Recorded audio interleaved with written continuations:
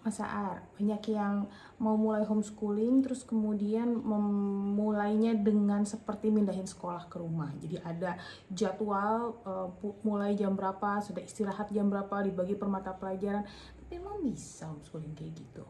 Mungkin bisa, mungkin ada keluarga yang bisa menjalani seperti itu. Tapi kita kan dulu nggak pernah kayak gitu. Iya, Iya, buat teman-teman yang baru kenal, saya Lala. saya Dan kami sudah menjalankan homeschooling lebih dari 20 tahun. Anak-anak kami sudah besar, sudah lulus kuliah gitu. Dan sekarang kami ingin berbagi ke teman-teman semua, gimana sih jadwal dalam homeschooling itu sebenarnya seperti apa. Ya, memang ada jadwal sih, tapi nggak seperti sekolah ya. iya. Ya, hal yang pertama mungkin kenapa sih sekolah pakai jadwal? Iya, iya, iya. Karena iya, kalau iya, kita iya. tahu logikanya gitu ya. Lebih kebayang ya, Lebih kebayang alasannya. gitu ya. Ya, betul, betul. Jadi betul. sekolah itu kan muridnya 20, 30, 40 gitu ya. Ya. Dan ada guru yang banyak, mata pelajaran banyak yang harus dikoordinasikan Biar efisien ya. biar efisien. Hmm. Tujuan dari manajemen jadwal, manajemen kelas itu adalah supaya efektif dan efisien. Alokasi sumber daya. Itu yang membuat kemudian kegiatan anak-anak dibagi plot.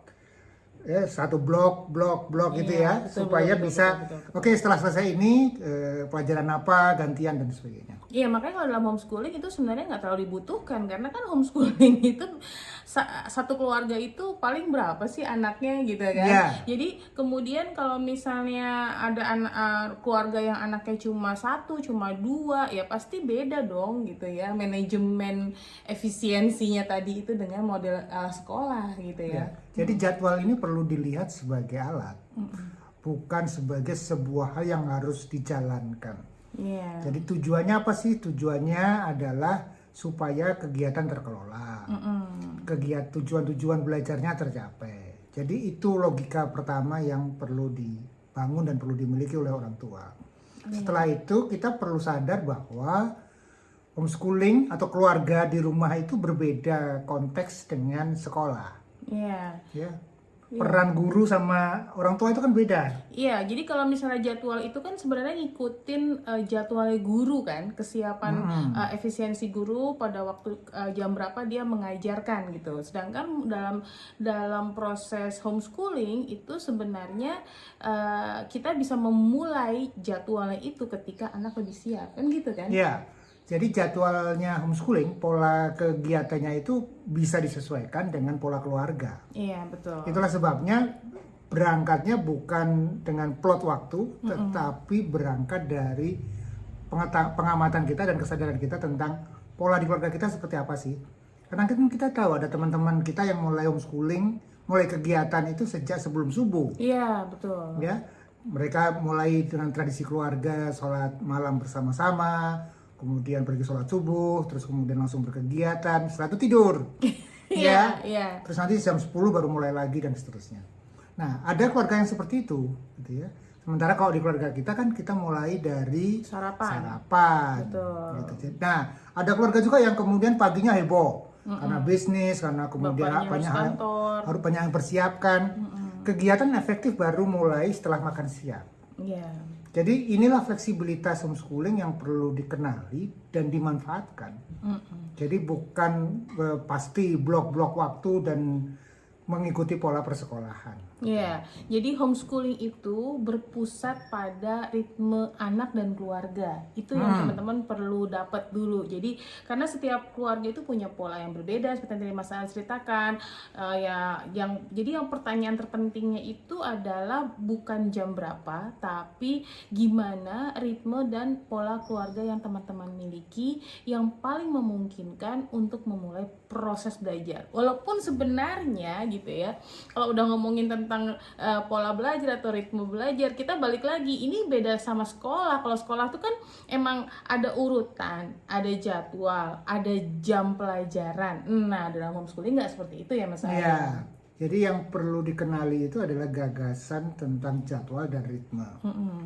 Jadwal itu berarti based on time, gitu ya. Jam sekian melakukan ini, gitu kan, itu yang terjadi di sekolah. Terus kemudian begitu selesai jamnya ganti pelajaran yang lain, gitu ya. Sementara kalau kita menjalani homeschooling, sebagian besar itu polanya adalah ritme. Ritme itu artinya urutan. Misalnya kegiatan setelah makan adalah misalnya belajar baca buku gitu ya. Jadi jamnya tidak ditentukan. Jam makan itu bisa jam 7, bisa setengah 8, bisa jam 8 gitu ya. Tapi urutannya dipastikan bahwa setelah makan ada kegiatan ini. Iya, iya, ini penting karena kan kalau di rumah, dalam kondisi rumah itu kan kadang-kadang ada kakak, ada adik gitu kan. Jadi makan itu kadang-kadang tergantung adik seberapa cepat waktu makannya. Itu kan juga akhirnya kan kalau kita tergantung jam stres dong. Tapi kalau kemudian tergantung dengan urutan yang tadi, setelah ini maka ini, itu jauh lebih memungkinkan gitu. Ya, itulah bedanya sistem informal dengan sistem formal. Sekolah, kantor itu kan sistem formal. Ada jam yang pasti, masuk jam 9, masuk jam 7, break jam sekian gitu ya, pulang jam sekian. Sementara kalau di sekolah, di rumah yang informal itu semuanya itu alamiah. Nah, alamiah itu biasanya tidak dipatok dengan jam, tetapi dipatok dengan oke, ini aktivitas yang pasti dilakukan, tetapi jamnya bisa geser-geser nggak apa-apa. Iya, jadi tipsnya kalau dari keluarga kami, jadwal belajar itu atau kemudian itu memang disesuaikan dengan ritme keluarga, dan ritme keluarga itu disesuaikan biasanya dari hal-hal kebiasaan-kebiasaan yang memang sudah pasti dilakukan oleh keluarga, seperti sarapan, makan siang, ya tadi waktu mandi, waktu tidur siang, waktu sore. Jadi hal-hal yang kemudian natural anak-anak kenali karena itu bagian dari kebiasaan keluarga. Nah, setelah, nah itu ya jadwalnya itu biasanya ada di antara. Jadi kenali kegiatan yang sudah alamiah dan pasti dilakukan di keluarga, lalu bangunlah pola kegiatan belajar anak mengikuti itu. Ya, misalkan siang gitu ya, sebelum makan siang beres-beres, atau sebelum makan siang selesaikan dulu kegiatan belajarnya, diberesi dan sebagainya. Setelah makan siang ada free time, atau setelah makan siang kegiatan bebas selama sekian dan sebagainya gitu ya. Atau kemudian setelah asar jalan sore dan sebagainya. Jadi pola-pola yang dibangun berdasarkan sering disebut dengan anchor gitu ya. Yang kegiatan-kegiatan yang sudah jadi jangkar karena itu terjadi alamiah di keluarga. Iya, tapi satu hal juga yang menurutku penting itu memang adalah rasa memulai itu memang perlu sih, Mas. Bel sekolah dalam tanda kutip ya, bahwa oke, ini waktunya kita, itu memang perlu karena itu jadi walaupun fleksibel gitu ya teman-teman, tapi kalau di dalam pengalaman kami ada rasa kapan kita mulai itu tuh membuat suasana juga jadi berubah dari yang misalnya kalau baru bangun terus kemudian lagi siap-siap menjelang sarapan atau apa tuh ya lebih lambat atau kemudian kayak gitu ya. Tapi apalagi kalau anaknya lebih dari satu. Ya, anak sini masih baru bangun, anak sini masih senang lagi ngulik mainannya yang kemarin dan sebagainya, ya baru mau mandi dan sebagainya. Kalau kita biarkan semuanya nanti tergantung mereka, tunggu-tungguan berbasis mood, jadi rumit.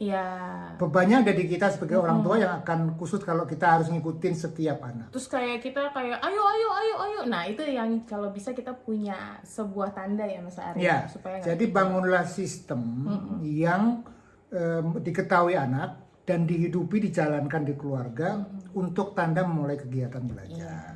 Jadi kalau di keluarga kami itu mulainya dengan sarapan bareng, sarapan bersama, kumpul, bahkan kalau kemudian memang belum mau sarapan, pokoknya kumpul dulu, kemudian saling cerita. Jadi kalau itu kayak rencana hari ini kayak di kantor itu morning briefing. Gitu. Jadi kita cerita, Bapak mau ngapain hari ini kegiatannya dan sebagainya, Ibu cerita, terus anak-anak belajar menyebutkan hari ini mau ngapain. Mengapa ini penting? Supaya anak merasa kepemilikan terhadap kegiatannya. Jadi bukan jadwal itu terus kemudian orang tua ngingetin hari ini ya, hari ini itu ya dan sebagainya. Jangan seperti itu, karena kemudian itu kan berarti yang punya jadwalnya orang tuanya. Jadi dorong agar jadwal itu miliknya anak. Dan kemudian dia bisa menyebutkan hari ini aku mau belajar ini, aku mau belajar matematikanya tentang ini. Ya, atau kemudian aku mau bikin sebagainya. Nah, satu hal lagi yang biasanya kami tambahkan dalam percakapan itu adalah apa yang kamu butuhkan dari bapak sama ibu. Ya, karena disitulah kemudian kesepakatan, ada proses ditemani, tapi juga ada proses mandiri. Ya, Nah, jadi homeschooling itu kegiatannya selalu bervariasi seperti itu. Tidak semuanya ditemani dan juga tidak semuanya dibiarkan. Iya. Tidak semuanya dilepas. Jadi itu kita perlu melakukan negosiasi dan diobrolkan setiap hari, dikoordinasikan bersama dengan anak-anak. Iya, jadi ketika kita bilang fleksibel itu bukan berarti bebas merdeka, lepas, berantakan dan kemudian ya ada mungkin keluarga-keluarga yang mungkin gitu ya betul-betul sesuai mood.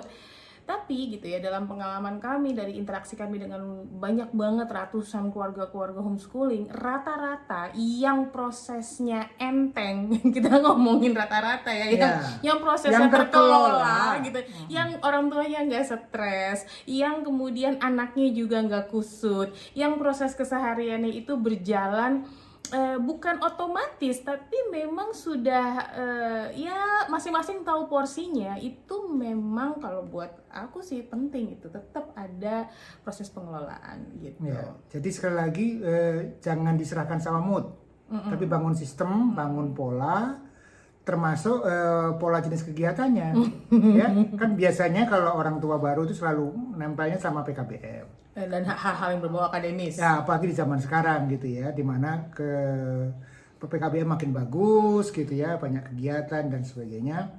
Maka penting bagi orang tua untuk melihat bahwa kegiatan itu nggak cuma akademis, nggak cuma PKBM, ada kegiatan proyeknya anak, ada proyek kegiatan life skills, ada kegiatan terkait dengan pengembangan minat dan bakat.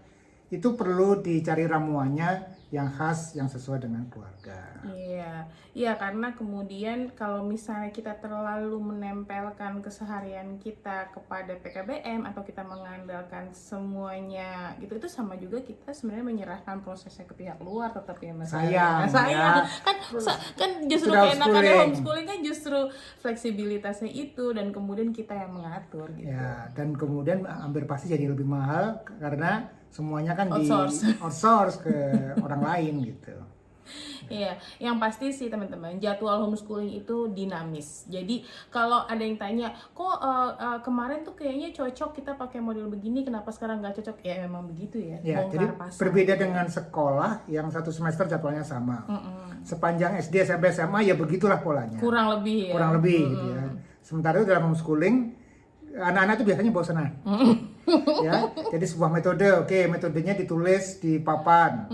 Nanti bulan depan gitu ya, terus kemudian aku mau digital lagi, gitu ya, itu dan sebagainya. Benar-benar sesuai dengan perkembangan anak, usia mereka, minatnya berubah, proyeknya mungkin lagi, kalau lagi banyak proyek atau lagi nggak banyak proyek, lagi banyak kegiatan di luar atau kemudian lagi masih di rumah, itu tuh sangat berpengaruh. Kondisi keluarga kita itu sangat mempengaruhi bentuk jadwal dan bagaimana jadwal itu ada gitu. Jadi ketika anak kecil gitu ya, jadwalnya ya lebih sederhana gitu ya, dia terpampang, lebih spontan.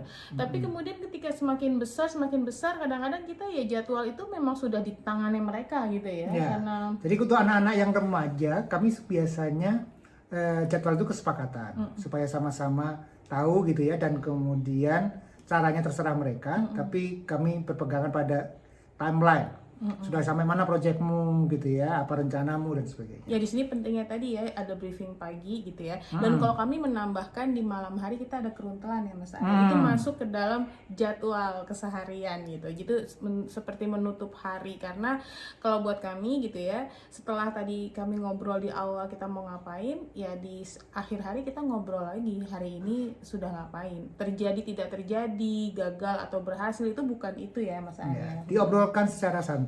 Jadi bukan review, bukan evaluasi yang serius gitu ya, supaya ini menjadi proses yang asik gitu ya. Dan satu lagi memang poin besarnya adalah kalau bikin jadwal itu jangan top down ya. Ya, apalagi makin jadi anak, makin anak besar, jadwal adalah kesepakatan yang perlu kita ikhlaskan gitu ya. Udah jadi punyanya anak soalnya, semakin besar anak gitu. Jadi berbeda dengan sekolah di mana anak cuma pelaksana. Kalau homeschooling kesempatan besarnya adalah ada kontribusi anak, keterlibatan anak. Jadi memang ada hal-hal yang kita anggap penting, boleh, dan memang itu yang perlu diketahui untuk anak-anak. Ini suka nggak suka harus dilakukan, gitu ya. Belajar matematika misalnya, belajar bahasa Inggris ataupun yang lainnya yang menurut Anda penting untuk anak. Tapi ada ruang di mana anak-anak mengajukan ide. Aku pengen belajar tentang ini. Aku pengen bikin project tentang ini. Dan kemudian Anda temani bagaimana mengelola keinginan itu menjadi proses-proses belajar yang terkelola. Dan juga nggak cuma dilepaskan begitu saja pada anak-anak. Atau kemudian kita berharap anak taat jadwal sejak kecil gitu. Ingetin aja ya. Iya, jadi jangan kayak polisi yang nilang setelah pelanggaran gitu ya. Anda berdirinya sebelum rambunya.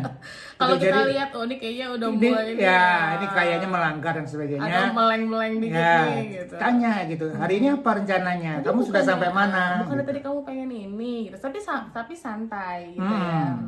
Jadi itu proses-proses yang penting untuk anak-anak. Jadi sekali lagi kita itu bukan pengawas, kita itu pembimbing dan pendamping. Iya. Ya, memastikan membimbing prosesnya berjalan, membuat anak-anak semakin mandiri dan bisa mengelola kegiatannya sendiri. Iya, yang pasti tadi balik lagi di awal, homeschooling itu bukan seperti memindahkan sekolah ke rumah. Jadi jangan bayangkan jadwalnya seperti jadwal sekolah. Jadwal di dalam homeschooling itu sangat dinamis, sangat tergantung dengan kesepakatan anak gitu ya. Kita bisa bongkar pasang jadwal itu sesuai dengan musim yang yang sedang dialami oleh keluarga gitu. Yang pasti jadwal itu adalah alat untuk mencapai tujuan pembelajaran. Itu yang perlu diingat. Jadi kita jangan sampai terintimidasi oleh jadwal yang kita buat sendiri gitu. Pastikan sesuaikan jadwal dengan kondisi lapangan, obrolin dengan anak-anak, dan yang paling penting manfaatkan keseharian di dalam jadwal. Jadi jangan bikin jadwal yang mengada-ada kalau aku bilang, yang kayaknya Keren, tapi nggak jelas. Iya. Iya, maksudnya semakin sesuai dengan kehidupan kita sehari-hari, semakin sesuai dengan ritme keluarga, itu kita bisa menjadikan proses keseharian homeschooling kita itu semakin menyenangkan gitu, karena nggak ada yang terlalu di-push yang gimana-gimana gitu. Ya, yang tinggal di kota manfaatkan fasilitas kota, yang Anda yang tinggal di desa manfaatkan ya kondisinya gitu ya. Jadi Kekayaan yang ada di kota. ya, gitu. inilah belajar kontekstual ya, memanfaatkan apa-apa yang ada di keluarga, di lingkungan kita sebagai bahan dan proses untuk belajar anak-anak kita. Oke, kalau ada pertanyaan silahkan tanyakan saja di kolom komentar, ataupun kalau ada yang mau dibahaskan sebuah isu yang lain silahkan sampaikan saja di kolom komentar. Sampai jumpa di video yang lain ya. Hai.